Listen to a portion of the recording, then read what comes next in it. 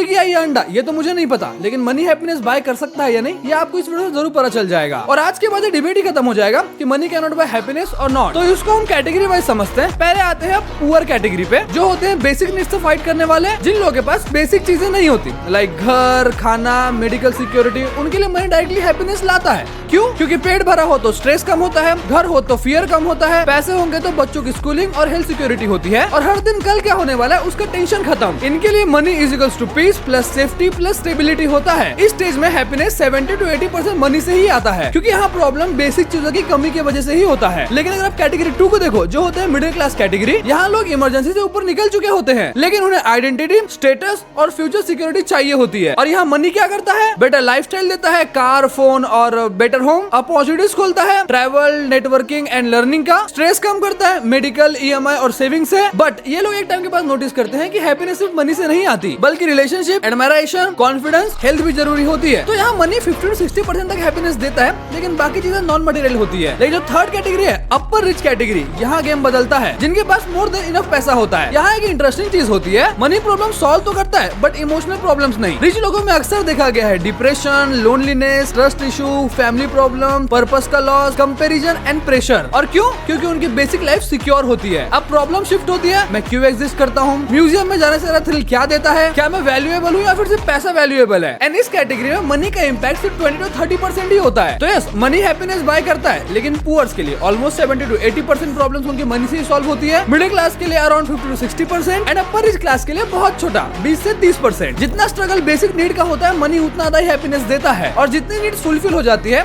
Happiness non money चीजों पे shift हो जाता है। And hence the debate is over.